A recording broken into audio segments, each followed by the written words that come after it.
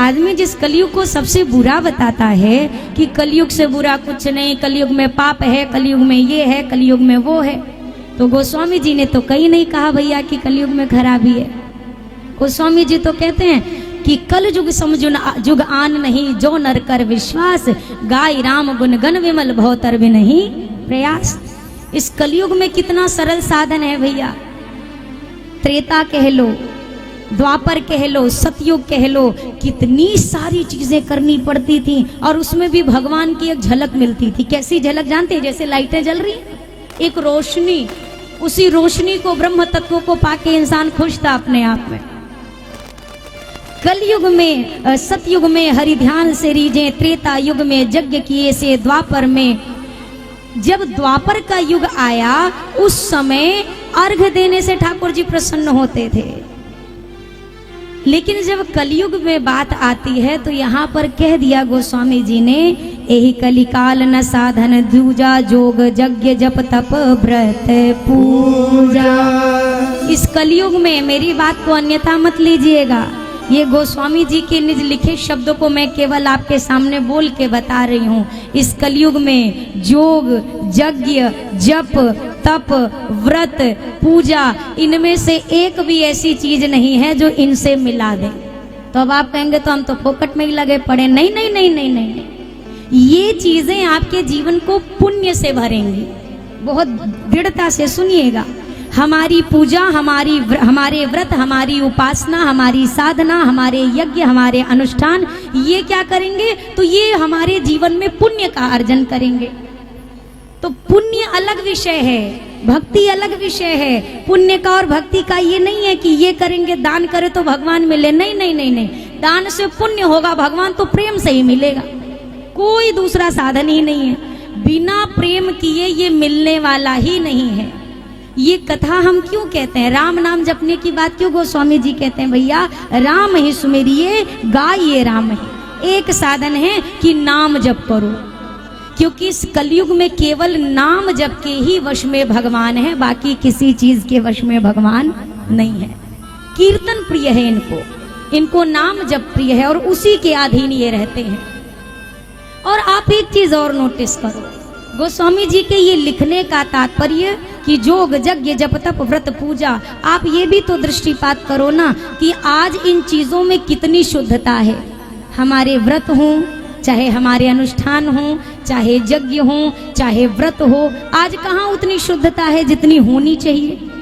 कितनी कितनी मान्यताएं हैं भैया, पर हम उन चीजों का कहाँ निर्वहन कर पाते हैं? नहीं हो पाती हैं। व्रत भी करते तो हैं, करते हैं, हम भी करते हैं, आप भी करते हैं, पर कैसा व्रत होता है? अब कल व्रत है, अब आज से ही अपने आप को डायरेक्शन दिया जाता है, ढंग से खा लो, कल व्रत है। अब ये तो आज का ट्रायल हो गया, अब आज व्रत है समझ लो। अब आज तो बस कुटू की पूड़ी, सिंघाड़े का हलवा, केवल आलू और थोड़ा सा दूध, आज बस इतना ही, क्यों? आज तो व्रत है। अब ये भी व्रत है, अब ये भी दूसरा दिन भी निपट गया, आ गई द्वादशी समझ लो, अब ठीक से खा लो, कल ही व्रत था। हो गया 3 दिन तो व्रत के टेंशन में ही पार, भगवान की तो याद ही नहीं आई।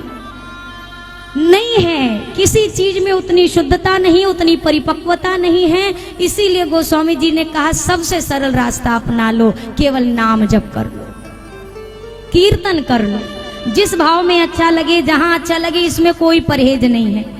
इसमें नहाए बिना नहाए का कोई टेंशन नहीं है। व्रत में, उपवास में, अनुष्ठान में, यज्ञ में बड़ी पवित्रता चाहिए, पर नाम जप में नहीं चाहिए। बिस्तर से उठते ही पहले शुरुआत चाय चाय नहीं करो, राम राम करो, श्याम श्याम करो। आँख खुलते ही सबसे पहले आपके, देखो रात में सोने से पहले जरूर भगवान का स्मरण करके सोइए।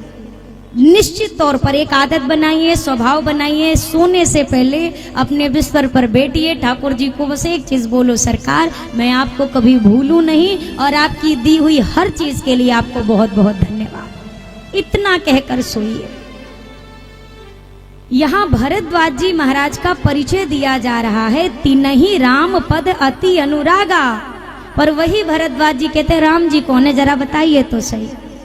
अब इतना सुनते ही याज्ञवल्क जी महाराज ने कहा, भरद्वाज जी राम भगत तुम मन क्रम बानी, राम तुम मन क्रम पानी, चतुराई तुम्हारी मैं जानी, चतुराई तुम्हारे में जानी, चाहु सुने राम गुण गूढ़ा, चाहु सुने राम गुण गूढ़ा, कीन्हेउ प्रश्न मनहु अति मूढ़ा, तीनों प्रश्न मन हो अति मूढ़ा, ऐसे संशय कीन्ह भवानी, ऐसे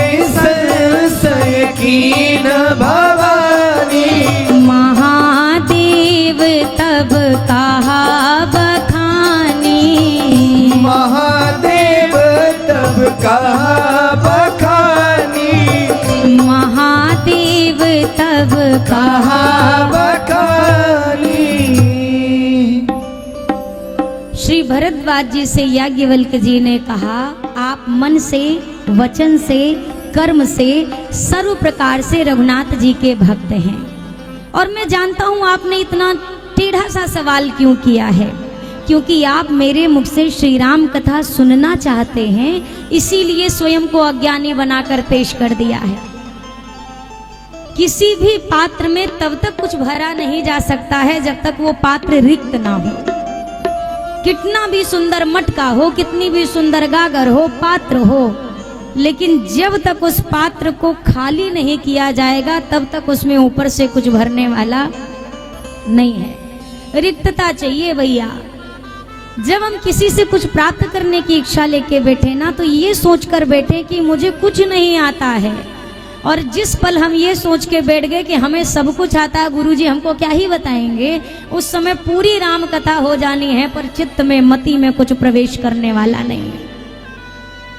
जैसे कुआं होता है ना, कुएं से अगर पानी भरना है तो बाल्टी डालिए, रस्सी से बंधी हुई बाल्टी आपने डाली, पर अब आप ये कहो नहीं नहीं हम बहुत बड़े आदमी, हम अपनी बाल्टी को झुकाएंगे नहीं, हमें झुकना नहीं पसंद है। अब उस बाल्टी को सीधी आप रखिए और खड़े रहिए कुएं पर, जन्म बीत जाएंगे पर कुएं में एक बूंद पानी आने वाला भी नहीं है।